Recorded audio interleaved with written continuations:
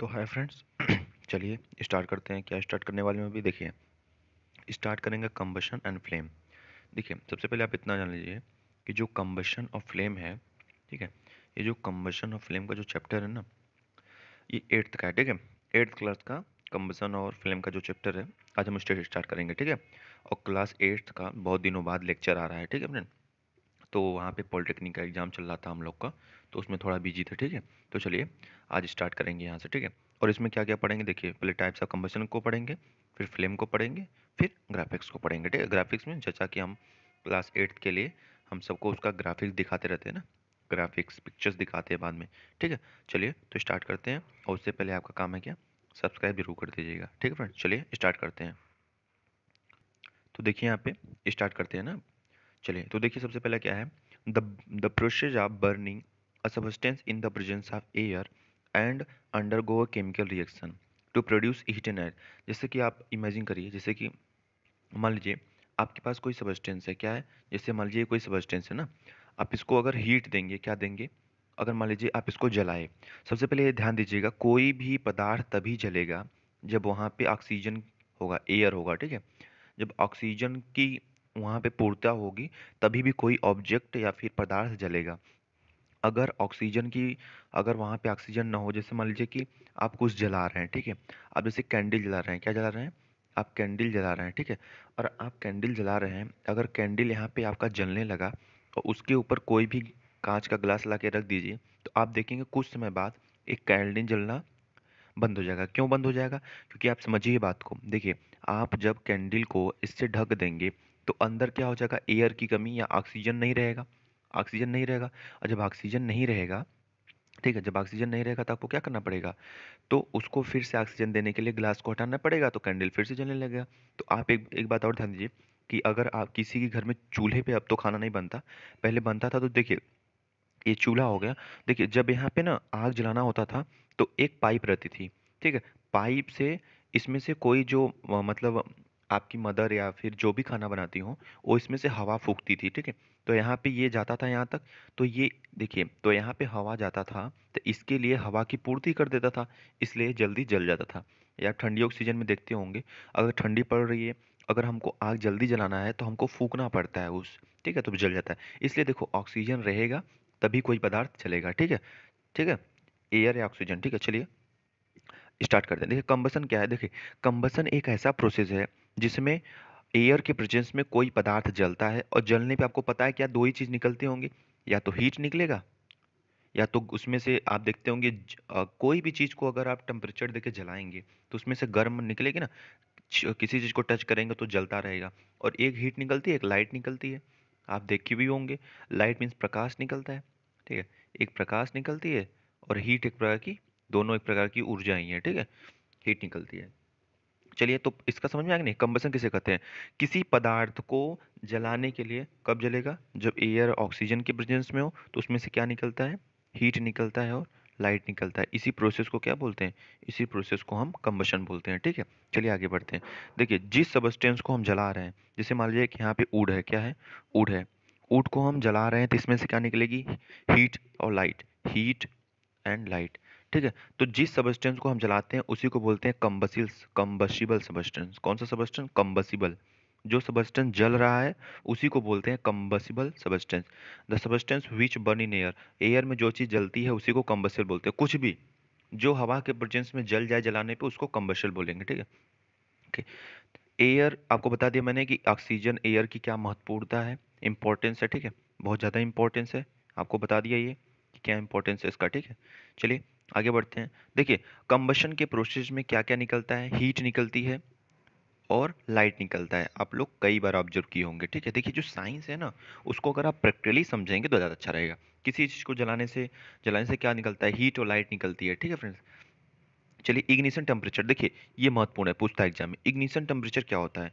तो ये एक ऐसा टेम्परेचर होता है at which a combustible substance catch fire. जैसे मान लीजिए वुड है ना, सबका अपना अपना इग्निशन टेम्परेचर होता है। देखिए एक ऐसा टेम्परेचर होता है जिसपे कोई पदार्थ जलना स्टार्ट करता है, ठीक है, ध्यान दीजिएगा। अगर वुड मान लीजिए, वुड को आप मान लो वुड को आप 100 डिग्री सेल्सियस का तापमान दे रहे हैं ना, और ये जलने लगा, तो इसका इग्निशन टेम्परेचर क्या हो जाएगा, 100 डिग्री। इतना ध्यान दीजिएगा, सबसे कम टेम्परेचर पे कोई भी पदार्थ जो जलना स्टार्ट कर दे उसी को इग्निशन टेम्परेचर कहते हैं। सबसे कम टेम्परेचर पे कोई भी पदार्थ जलना स्टार्ट कर दे, उसके सबसे कम, सबसे ज़्यादा तो कितना भी जलाएंगे ना, मतलब आप कम से कम कितना टेम्परेचर दे दें कि वो जो सबस्टेंस है जलना स्टार्ट कर दे, तो उसी को बोलते हैं इग्निशन टेम्परेचर। ठीक है, चलिए कंबशन कितने प्रकार के होते हैं देखिए। The type of combustion differs depending on the type of fuel. देखिए ये फ्यूल पे होता है, क्योंकि देखिए जब फ्यूल ज़्यादा अच्छा होगा कंबशन ज़्यादा तेज होगा, फ्यूल कम अच्छा होगा फ्यूल क्या हो जाएगा, कम अच्छा होगा। देखिए इसमें तीन प्रकार के होते हैं। कितने प्रकार कंबशन होते हैं, तीन प्रकार। रैपिड, आप जानते होंगे रैपिड का हिंदी मीनिंग। तो रैपिड का हिंदी मीनिंग क्या होता है, तेज, तेजी से होने वाले कंबशन को, मतलब आप जलाए तुरंत हो गया, इसे बोलते हैं रैपिड कंबशन। स्पॉन्टेनियस, एकाएक, ठीक है, स्पॉन्टेनियस मीन्स एकाएक होने वाले, मतलब आपको ये नहीं था कि ये जलेगा, मतलब एकाएक जलना। ठीक है, और एक्सप्लोजिव, एक्सप्लोजिव आप तो देखे होंगे, जैसे बम बम अगर कहीं गिरता है फटता है तो एक्सप्लोजन बहुत तेज, टीवी में देखते होंगे ना, जहाँ बम गिरता है इतना तेज धमाका करता है। तो तीन प्रकार के होते हैं, कौन कौन, एक होता है रैपिड, क्या होता है, एक होता है रैपिड कंबशन, ठीक है, एक होता है स्पॉन्टेनियस, स्पॉन्टेनियस, और एक क्या होता है एक्सप्लोजिव, बहुत ब्लास्ट करता है ये। ठीक है, तीन प्रकार को क्या समझ गए। चलिए अब इसका मैं आपको ग्राफिक्स बता देता हूँ, इन तीनों का अगर ग्राफिक्स दिखा देंगे आपको तो ज़्यादा क्लियर हो जाएगा। चलिए दिखा देते हैं। देख रहे हैं फ्रेंड्स, ये क्या है, रैपिड कंबशन। किसका एग्जांपल है, रैपिड का। बर्नर ऑफ एलपीजी, आप सबके घर में गैस होगा, एलपीजी सिलेंडर होंगे, ठीक है, एलपीजी सिलेंडर सबके घर में होगा। तो आप देखते होंगे जैसे ही आपको गैस ऑन करते हैं, बस लाइटर जो होता है, लाइटर को बस आप एक किक करते हैं, ये तुरंत जलने लगता है। देख रहे हैं कितना तेजी से जल रहा है। ठीक है, तो ये क्या होता है, ये होता है रैपिड कंबशन, मतलब वहां पे आपने थोड़ा सा आग लगाया नहीं तुरंत जल जाता है, इसे बोलते हैं रैपिड कंबशन। चलिए नेक्स्ट देखते हैं, ये क्या है, स्पॉन्टेनियस।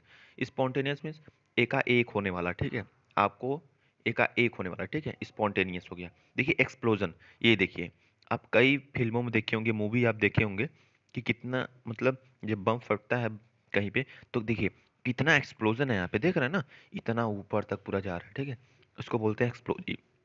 चलिए तो आगे बढ़ते हैं, फ्यूल के बारे में जानते हैं, सॉरी फ्लेम के बारे में। देखिए अब फ्लेम के बारे में, फ्लेम क्या होता है, आप देखे होंगे कोई भी चीज़ जलती है तो उसमें से नीला लाल पीला ये सब फ्लेम निकलता है। आप कैंडल का ही ले लीजिए, कैंडल को जलाते हैं तो आपको पीला फ्लेम निकलता है। गैस स्टोव को जलाते हैं उसमें से नीला फ्लेम निकलता है, देखे होंगे सब लोग। ठीक है फ्रेंड्स, चलिए इसी को बोलते हैं फ्लेम। तो फ्लेम को डिफाइन कैसे करेंगे, it is zone or burning vapour, कुछ नहीं है, एक प्रकार का बर्निंग वेपर है। जिस तरह से आप वाटर को बॉयल करते हैं तो उसमें से वाटर वेपर निकलते हैं, उसी तरह जब किसी गैस को बर्न करते हैं तो उसमें से बर्निंग वेपर निकलते हैं। ठीक है फ्रेंड्स, चलिए ये क्या होता है, the substance which अपराइज during burning gives flame. आपको पता है होगा कि जब पानी उबलता है तो उसमें से क्या निकलते हैं, उसके कण निकल जाते हैं। इसी तरह जब कोई भी सबस्टेंस जलता है, मान लीजिए वुड जल रहा है और यहाँ पे एलपीजी जल रहा है, तो ये जलते समय जो इसका वेपर भाप निकलता है उसी को बोलते हैं फ्लेम।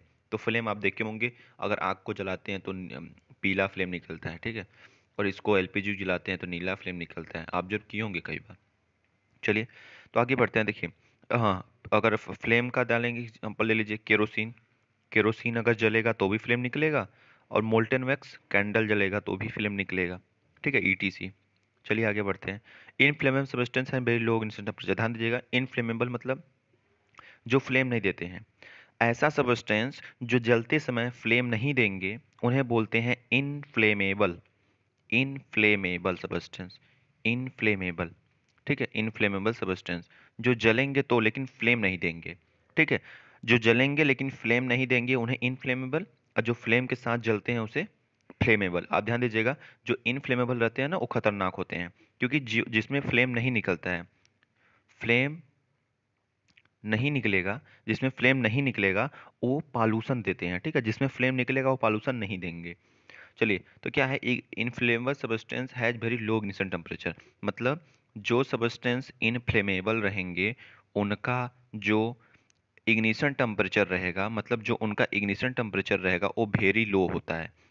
मतलब आपको अगर पूछ दे which of the following substance has very low ignition temperature, तो जो इनफ्लेमेबल सब्सटेंस रहेंगे उन्हीं का जो इग्निशन टेम्परेचर रहता है बहुत कम होता है और फ्लेमेबल वालों का ज़्यादा रहता है। चलिए, water is use generally to control fire. आप देखते होंगे अगर घर और में कहीं भी थोड़ा सा आग लग जाती है तो पानी डाल देते हैं, लेकिन आप ध्यान दीजिएगा पानी को वहाँ नहीं डालेंगे जहाँ पे आग बिजली की वजह से लगी है। किससे?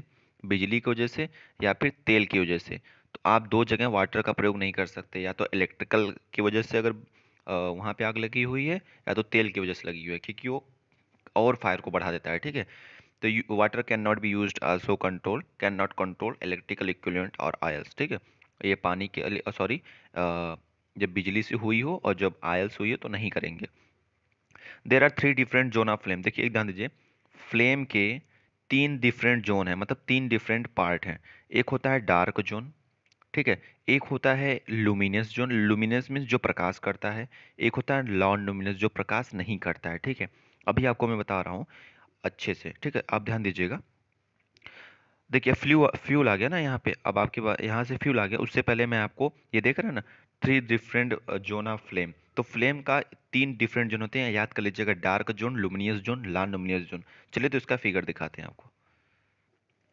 तो देखिए यहाँ पे मैंने अभी क्या बताया, फ्यूल के बारे में बता रहा था ना मैं। फ्यूल के कितने जोन होते हैं? 3 ना।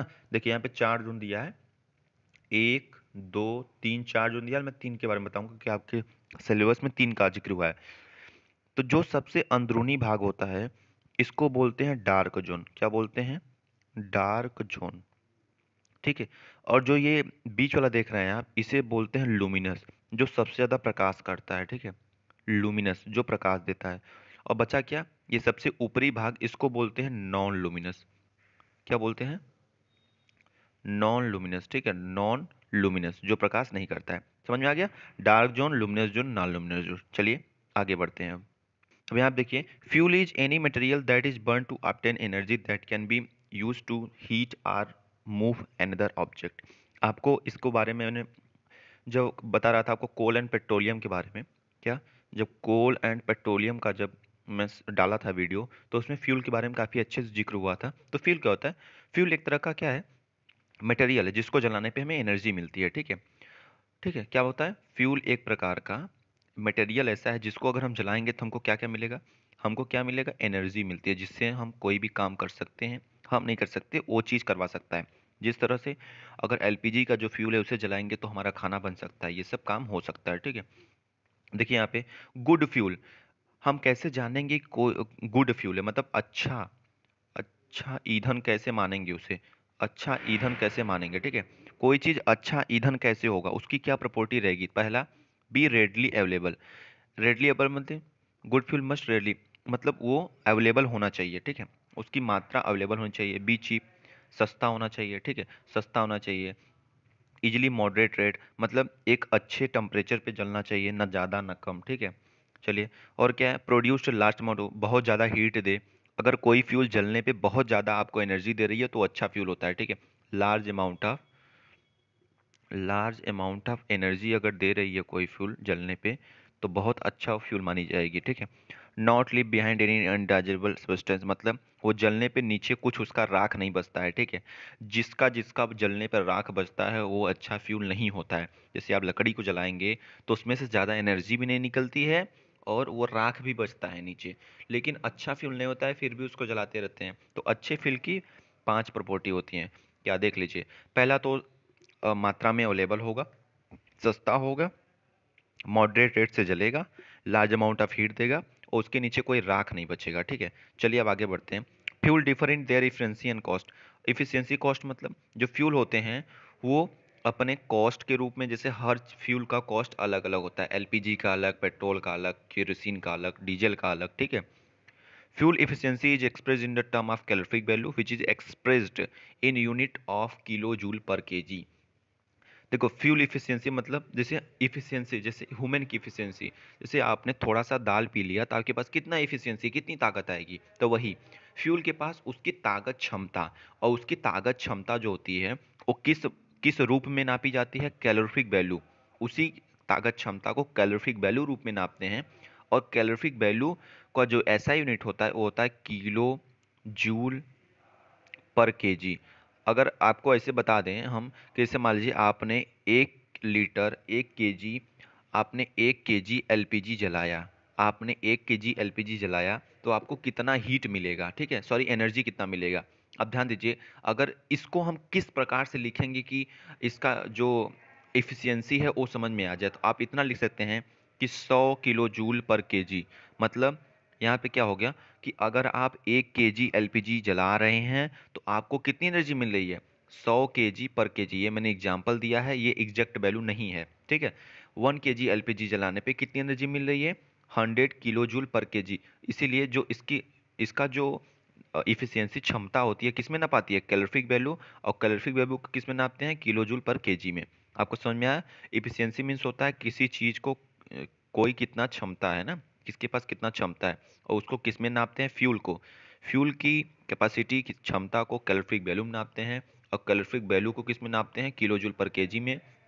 अगर आपको कैलोरीफिक वैल्यू की डिफिनीशन जाननी है तो आप पिछला लेक्चर देख सकते हैं कोल एंड पेट्रोलियम का, और नहीं देखते तो हम इसमें ही बता दे रहे हैं कि कैलोरीफिक वैल्यू होती है, ये एक ऐसा वैल्यू होती है जो 1 kg फ्यूल जलने पे जितनी एनर्जी मिलती है, 1 kg फ्यूल को जलाने पे हमको जितनी ऊर्जा मिलती है, उसी को नापने के लिए जो चीज़ यूज होती है उसी को बोलते हैं कैलोरीफिक वैल्यू, ठीक है। फ्यूल, देखिए फ्यूल के बारे में, तो solid fuel, liquid fuel, gaseous fuel, combustion substance which are solid and room temperature. Room temperature क्या होता है, 25 डिग्री सेल्सियस या 27 डिग्री सेल्सियस, जिसमें हम लोग रहते हैं, ठीक है। इस टेम्परेचर पे जो जो चीज़ सॉलिड रहेगा उसको कंबसल, जो जल पाएगा उसे सॉलिड फ्यूल, जो लिक्विड जल पाएगा उसे लिक्विड फ्यूल, या फिर जो गैसियस फ्यूल होगा वो गैसियस हो जाएगा। जैसे कि मान लीजिए आपके रूम टेम्परेचर पे जो वुड होता है 25 डिग्री 27 डिग्री पे वो सॉलिड होता है, तो वुड को जलाना होता है तो वो सॉलिड फ्यूल हो गया। कोयला क्या होता है, कोयला भी सॉलिड होता है, सॉलिड लिक्विड गैस तो जानते ही होंगे ना आप, ये सब सॉलिड फ्यूल हो गए, ठीक है। देख रहे हैं ना, कोक हो गया। अब कोक क्या है, ये चारकोल क्या है, ये देखो मैंने पढ़ा चुका हूँ, इसको मैं दोबारा नहीं पढ़ाऊंगा। मैं कोल पेट्रोलियम सब बता चुका हूँ, ठीक है, सब कोल के पार्ट होते हैं। तो ये हो गया। और liquid fuel, volatile liquid which are produce combustible vapour. आपको पता होगा ना कि अगर आपको पेट्रोल डीजल को खुले में रख दो तो उड़ जाता है, तो जो लिक्विड फ्यूल उड़ जाते हैं वो अच्छे जलते हैं, ठीक है। जैसे मान लो पेट्रोल, इसमें कितना महंगा हो गया, पेट्रोल, डीजल, केरोसिन, अल्कोहल, ये सब क्या है, ये सब लिक्विड है, ठीक है। गैसियस फ्यूल, और देखिए यहाँ पे एक चीज़ ध्यान दीजिए, जो एलपीजी है, एलपीजी को यहाँ पे गैसियस फ्यूल के रूप में लिया गया है, लेकिन ये एक प्रकार का लिक्विड फ्यूल होता है, इसके अंदर लिक्विड भरा रहता है, ठीक है। कंबस्टिबल गैसेज, देखिए natural gas, LPG, biogas, coal gas, ठीक है, ये सब किसके एग्जांपल हैं, गैसियस फ्यूल के। देखिए गैसियस, लिक्विड और सॉलिड में अंदर समझ में आ गया नहीं, जो सॉलिड हो रूम टेम्परेचर पे उसे सॉलिड फ्यूल, जो लिक्विड हो रूम टेम्परेचर पे उसे लिक्विड फ्यूल, और गैसियस टेम्परेचर पे जो गैस जो हो रूम टेम्परेचर से गैसियस फ्यूल। और रूम टेम्परेचर मतलब 25 डिग्री सेल्सियस या 27 डिग्री सेल्सियस, ठीक है। चलिए आगे बढ़ते हैं। Effect of burning of fuel, fuel का बर्निंग का क्या इफेक्ट होता है, मतलब प्रभाव क्या पड़ता है। Carbon fuels like wood, coal, petroleum release burn carbon particle, these are dangerous. देखिए हम, मैं पढ़ूंगा नहीं, मैं बता दे रहा हूँ। देखिए अगर आपको कार्बन का फ्यूल जलाना है, तो जैसे कि आपको कोयला जलाना है, तो कोयला जलाएंगे तो उसमें से बाहर क्या निकलता है, उस पर CO2 गैस बाहर निकलता है, जो कि हम लोग के लिए हानिकारक होता है, ठीक है। तो ये सब प्रभाव है। Incomplete combustion of fuel gives carbon monoxide. अगर मान लीजिए कोई चीज़ पूरी तरह से नहीं जला, आपने मान लो ऊड जलाया, ठीक है, ऊड जलाया, आधा जल के वो खत्म हो गया, उसमें से धुआं निकलने लगा, और जो धुआं निकलता है ना उसको CO बोलते हैं। CO means carbon monoxide gas. अब बता दें, कार्बन मोनोऑक्साइड गैस इतनी खतरनाक गैस होती है, अगर आप रात को कमरे में सो जाएं, सब कुछ बंद कर दें, अंदर कोई भी हवा ना आए, अगर आप मान लीजिए ऊड को जला दें और आधा ऊड जला आधा ऊड ना जला, तो आप सुबह मर जाएंगे, क्योंकि उसमें से carbon dioxide, carbon monoxide gas निकलेगी, जो बहुत जहरीली गैस होती है, ठीक है। Increase concentration of carbon dioxide in air बिलीम काज। देखिए अगर मान लीजिए ज़्यादातर आप कोयला वोयला आप जलाते हैं तो CO2 की मात्रा एटमॉस्फेयर में बढ़ जाएगी, और CO2 की मात्रा बढ़ जाएगी तो ग्लोबल वार्मिंग, टेम्परेचर बढ़ जाएगा, जिसकी वजह से हमको गर्मी निकल लगती है बहुत ज़्यादा, ठीक है। Oxide of sulphur and nitrogen dissolve in rain water to form red CO2। देखिए सल्फर का जो ऑक्साइड होता है SO2, कार्बन का जो ऑक्साइड होता है, और नाइट्रोजन का जो ऑक्साइड होता है, ठीक है, ये सब जो ऑक्साइड होते हैं ना, ये सब क्या होते हैं, ये सब पानी जब बरसता है तो उसके साथ रेन के साथ मिल करके ये गिरते हैं, ठीक है। तो अगर ये सब मिक्सचर जो एटमॉस्फेयर में गए हैं, ये सब गैसेज हैं, जहरीली गैसेज हैं, जो जो कंबसन के समय निकलती हैं, जब हम जलाते हैं किसी चीज़ को तब निकलती हैं, अगर वो पूरी तरह से जला ना हो तो, ठीक है। तो ये पानी के साथ जो रेन होता है उसके साथ मिल करके ये जब नीचे गिरेंगी तो जो खराब रहेगा ना, जो चीज़ मार्बल की बनी होंगी वहाँ पे बेकार कर दे। जैसे ताजमहल पे गिरता है ना, ताजमहल एसिड रेन की वजह से खराब हो चुका है, ठीक है, उसका जो मार्बल है वो खराब हो चुका है। Unburned carbon particle in air density particle causing respiratory problem. मैं बता दिया ना आपको कि अगर मान लीजिए अनबर्न्ड है, सीओ निकल रहा है, कार्बन मोनोऑक्साइड गैस, अगर आप इसमें सांस लेंगे तो आपके लिए बहुत ही हानिकारक होगा। ठीक है फ्रेंड्स, चलिए, incomplete combustion of a fuel gives poisonous carbon monoxide gas, carbon monoxide gas देती है जो कि पॉइजनस होती है। Increase percentage of carbon dioxide in air linked global warming, global warming के बारे में बता दिया आपको। ठीक है, oxide of sulphur nitrogen produced by liberating. हाँ, आपको मैं बता दूं कि जो SO2 होता है, जो NO2 होता है, वो किस चीज़ को जलाने पे आता है, तो आप ध्यान दीजिएगा। कोयला, कोल को, डीजल को, पेट्रोल को जलाने पे हमें कौन सा गैस निकलती है बाहर? SO2, NO2, मतलब नाइट्रोजन डाइऑक्साइड, सल्फर डाइऑक्साइड, ये सब गैसेस निकलती हैं जो रेन वाटर के साथ मिल करके acid rains which is harmful for cross building and soil. जब एसिड रेन, देखिए एसिड रेन क्या होता है, मैं समझा दूं आपको। देखिए, जब भी किसी भी सबस्टेंस जलने के समय, जैसे पेट्रोल, डीजल, कोयला जल रहा है, तो उसमें से क्या निकलता है? उसमें से SO2, NO2, CO2, ये सब गैसेस निकलती हैं। ये सब जब पानी बरसता है तो उस पानी के साथ ये एटमॉस्फेयर में रहती हैं, उससे मिल करके जब ये ज़मीन पे गिरेंगी तो हमारे क्रॉप, हमारे फसलों को, घरों को, जो अच्छा अच्छा घर है पेंट हुआ, उसको ख़राब कर देती हैं। इसी को एसिड रेन बोलते हैं। एसिड रेन मीन्स जो एसिड का रेन होता है ना। तो आपको समझ में आ गया ना कि SO2, CO2, CO, NO2, ये सब क्या है? ये सब पॉइजनस गैसें होती हैं जो हमारे एटमॉस्फेयर के लिए हानिकारक हैं, हमारे लिए हानिकारक हैं। ठीक है, तो देखिए, ऐसी चीज़ को जलाना चाहिए जो हानिकारक ना हो। ठीक है फ्रेंड्स, और आपको पता है कोल, डीजल, पेट्रोल को जलाने से ये सब निकलता है, इसलिए देख रहे हैं आप CNG कंप्रेस्ड नेचुरल गैस का प्रयोग हो रहा है व्हीकल्स में। और CNG काफ़ी अच्छा भी है। CNG का प्रयोग करने से पॉल्यूशन भी नहीं हो रहा है। ठीक है फ्रेंड्स, कॉस्ट भी उसका कम है। ठीक है, चलिए, तो आशा करते हैं आपको ये वीडियो अच्छे तरीके से समझ में आया होगा। थैंक यू फॉर वॉचिंग, और आप ऐसे कंटिन्यू पढ़ाई करते रहिए। ठीक है फ्रेंड।